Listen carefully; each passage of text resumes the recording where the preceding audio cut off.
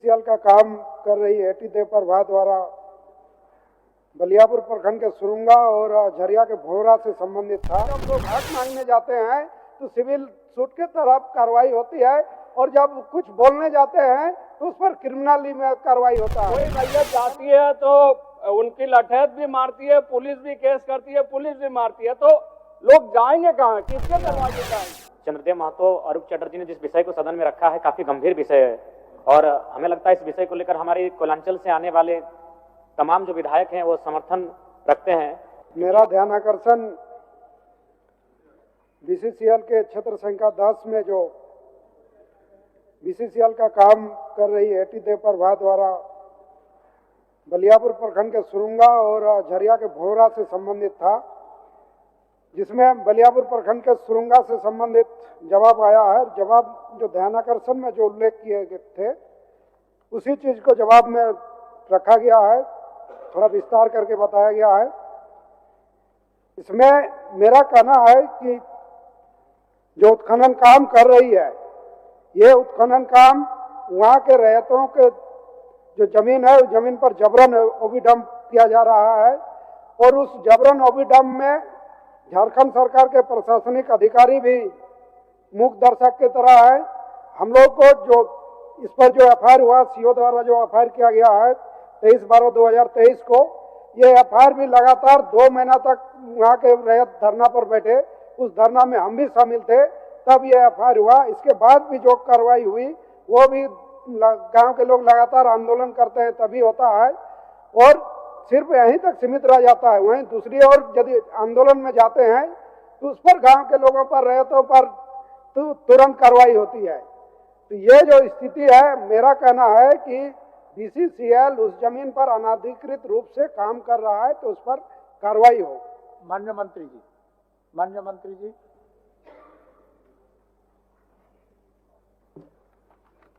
अध्यक्ष महोदय, ये हम लोग ने इसका जवाब दिया है कि इस पर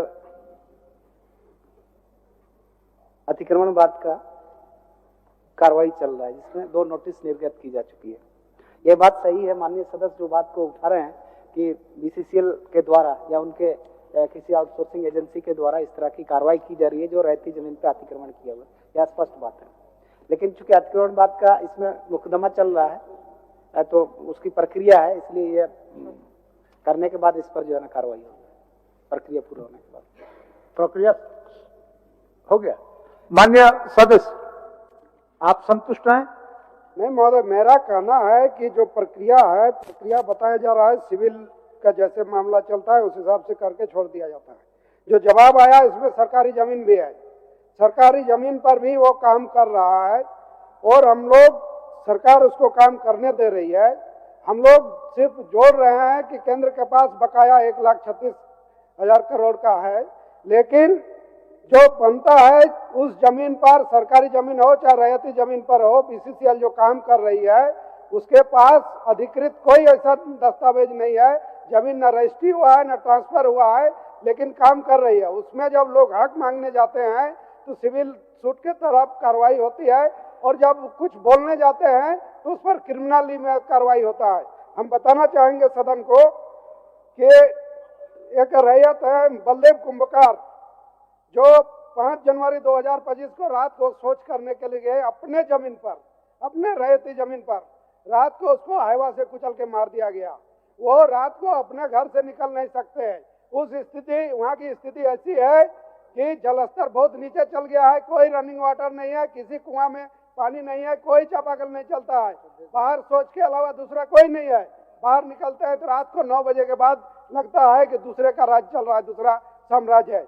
दूसरी ओर देखिए, राजू भैया विगत 2 मार्च को उनको अपना घर से निकले थे घर को साफ करने के लिए, ओबीडम का चपेट में, पत्थर के चपेट में आने से युवक की मौत हो गई। अखबार का हेडलाइन देखिए, ओबीडम के पत्थर के चपेट में आकर युवक की मौत, आक्रोश। ये जो स्थिति है, मेरा कहना है कि राज्य सरकार का उसमें दखल हो, राज्य सरकार उस पर कमेटी बनाए या फिर बीसीसीएल के सीएमडी डीपी जितने पदाधिकारी हैं उन लोगों को बुला करके स्थिति स्पष्ट करने का काम हो। अरूप जी, आप भी हस्ताक्षरी हैं, आप भी पूछ लीजिए, एक साथ मंत्री जवाब दे देंगे। मैं 1 मिनट से भी समझाने की कोशिश करता हूं। जो कोल इंडिया जो है वो 3 तरीके से माइनिंग करती है। एक तो है आउटसोर्सिंग मोड में, दूसरी एमडीओ है, तीसरी रेवेन्यू शेयरिंग। एमडीओ या रेवेन्यू शेयरिंग में जमीन आपको अपने परचेज करके आपको करना है। अगर कोई विस्थापन की भी स्थिति है तो वो कंपनी को करना है, वो प्राइवेट कंपनी को करना है। ये मामला जो है एटी देव प्रवाह की झरिया का मामला है जो 6 माइंस चला रहे हैं, आउटसोर्सिंग भी चला रहे हैं, एमडीओ मोड भी, लेकिन घटना जो दिखा रहा है वो एमडीओ मोड की दिखा रहे हैं। अध्यक्ष महोदय, थोड़ी ये से एक तो है जो रैयतों की जमीन की मुआवजा बिना दिए उस पर बार बार डंपिंग कर रहे हैं। बीसीसीएल मैनेजमेंट मुखदर्शक होकर बैठे हुए हैं। अध्यक्ष महोदय, ये व्यवस्था का पार्ट नहीं है। ये जो कॉन्ट्रैक्टर की बात हो रही है ये व्यवस्था के अंतर्गत नहीं है, व्यवस्था इसके अंदर है। मतलब हमारा कहना है जो राजनीतिक संरक्षण के साथ साथ इन लोगों की पुलिस प्रशासन सब, कोई रैयत जाती है तो उनकी लठैत भी मारती है, पुलिस भी केस करती है, पुलिस भी मारती है, तो लोग जाएंगे कहाँ, किसके दरवाजे जाएंगे?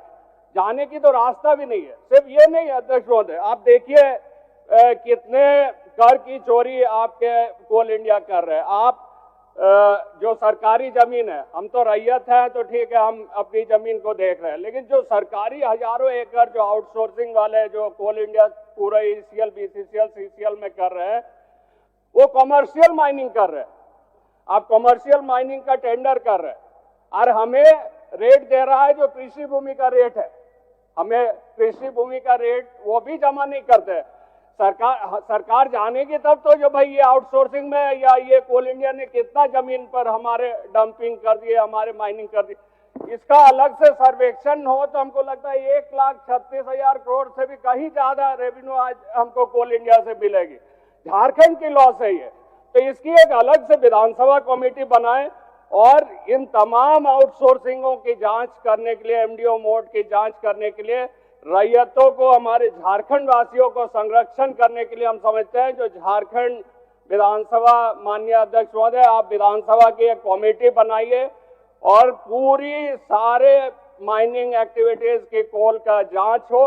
उसमें सरकार की भी रेवेन्यू बढ़ेगी, रैयतों की भी फायदा होगी और वहां काम करने वाले मजदूरों को, जिसको एचपीसी देने की बातचीत हो रही है, जिसे 9,000 10,000 देकर बंधुआ मजदूर के तरह खटा रहे, उन लोगों की भी फायदा होगी। तो अध्यक्ष महोदय, आप माननीय मंत्री से ये दरख्वास्त करेंगे जो एक विधानसभा की कमेटी बनाकर ये किया जाए। ये बहुत बड़ी मामला है अपने आप में अध्यक्ष महोदय। आप हस्ताक्षर हैं क्या? माननीय मंत्री, अच्छा बाद में हम आप हस्ताक्षर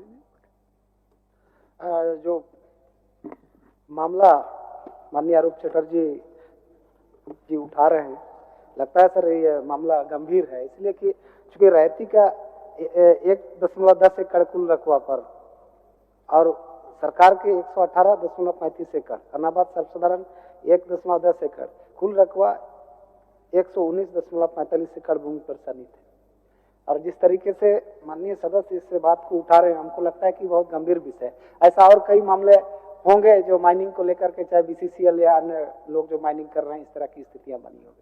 राजस्व का भी मामला है और इसमें माफियागिरी का भी मामला है। इसका उच्च स्तरीय जांच निश्चित रूप से विभाग से हम चाहते हैं कि विभाग इस पर जांच करे, 3 महीने के अंदर में इसका रिपोर्ट दे, और जो भी लोग इससे हैं सीएमडी लेवल पे और उनके जीएम लेवल पे भी इसकी बैठक होकर के इस पर हम लोग समीक्षा कर लें।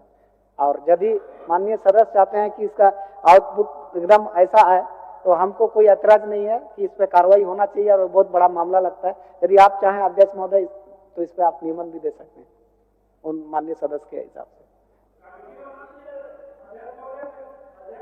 तो गंभीर विषय है अध्यक्ष महोदय।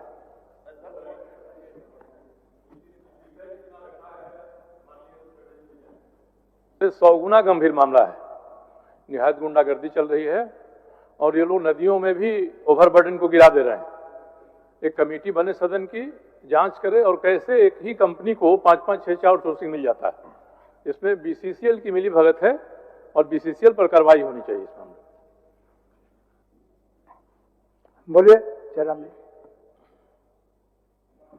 अध्यक्ष महोदय, निसंदेह माननीय चंद्रदेव महतो और अरूप चटर्जी ने जिस विषय को सदन में रखा है काफी गंभीर विषय है और हमें लगता है इस विषय को लेकर हमारी कोयलांचल से आने वाले तमाम जो विधायक हैं वो समर्थन रखते हैं, क्योंकि आए दिन इस प्रकार की घटनाएं, मैंने पहले दिन आपको अवगत कराया था कि किस प्रकार से लोग अपना जमीन उनका जमीन है अधिग्रहण किए बिना उस जमीन पर खनन का कार्य हो रहा है, और जब ग्रामीण नियोजन मुआवजे की मांग करते हैं तो अभी कंपनी क्या है कि अलग से अपना लठेत रखी हुई है। ये लोकतंत्र में कहीं ना कहीं लठेत तंत्र चल रहा है अध्यक्ष महोदय, इसलिए एक कमेटी हो और बिल्कुल उन पर कार्रवाई किया जाए। अगर कार्रवाई नहीं करते हैं तो उनका मनोबल बढ़ेगा अध्यक्ष महोदय, इसलिए एक कमेटी बनाई जाए और इन पर कार्रवाई करी जाए, मैं ये आपसे मांग करता हूँ।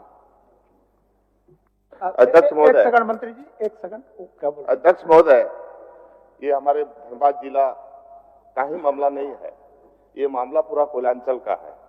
ये आउटसोर्सिंग कंपनी के द्वारा बीसीसीएल आम मजदूर हो, आम रैयत हो या सरकारी जमीनों का, एक तरह से वो लोग जो है सरकारी जमीनों का भी वो लोग रैयतों के साथ साथ ये कर रहा है अध्यक्ष महोदय। और मेरा कहना है अध्यक्ष महोदय कि ये जो देवप्रभा कंपनी है, ये कंपनी आज के समय में धनबाद जिला के अंदर में पूरा आतंक मचा के रखा है। अभी माननीय सदस्य अरूप चटर्जी ने कहा कि प्रशासन उसके साथ नहीं है, उसके अंदर में नहीं है, प्रशासन उसके अंदर में है, प्रशासन के अंदर वो नहीं है। आप समझ लीजिए कितना मन बढ़ा हुआ है और राजनीतिक रूप से इतना वो प्रभाव बना के रखा है कि आज के समय में वहां के लोग, मजदूर हो, किसान हो, रैयत हो, सभी लोग त्राहिमाम कर रहे हैं अध्यक्ष। इसलिए मेरा आपको आश्वासन से कहना है और माननीय मंत्री महोदय से कहना है कि एक विधानसभा की कमेटी बने और विधानसभा की कमेटी उसकी जांच करे और निष्पक्ष रूप से जांच आ जाएगा तो हमको लगता है कि सरकार को भी राजस्व का फायदा होगा और आम लोगों को भी राहत होगा अध्यक्ष महोदय। अध्यक्ष महोदय, सिग्नेचरी तो हम लोग नहीं है, लेकिन जब मामला सदन में माननीय सदस्य लोग रख रहे हैं तो कोयलांचल में महोदय आए दिन इस तरह की घटना विस्थापितों के साथ हो रहा है, रैयतों के साथ हो रहा है कि बगल में ही बीसीसीएल के गोंदुडी में 3 महिला महोदय महीना 2 महीना के पहले जमीन दोज हो गया, उसके बाद भी बीसीसीएल जो है नकार देती है। इसलिए माननीय मंत्री जी ने जो जवाब दिया है, जो आप पर नियमन देने का, निश्चित रूप से समिति बनाए और आगे बढ़े महोदय। माननीय मंत्री, जैसे माननीय सदस्यों का विचार है और जो गंभीर है सदन इस मामले को लेकर, ऐसे तो कि सरकार को भी लोग चैलेंज कर रहे हैं, मैंने प्रशासन उसकी व्यवस्था के अंदर आ रही है, तो बहुत गंभीर आरोप है अध्यक्ष महोदय, और ऐसा कभी विभाग या सरकार बर्दाश्त नहीं करेगी। इसलिए हम लोग आने वाला दिन में भूमि जांच पड़ताल आयोग भी जरूर करेंगे, मैं इस संदर्भ में कहना चाहता हूँ पूरे राज्य के परिप्रेक्ष्य में। लेकिन इस स्पेसिफिक विषय पर मेरा भी आग्रह होगा अध्यक्ष महोदय की विधानसभा कमेटी आप जरूर बनाए और निष्पक्ष जांच हो।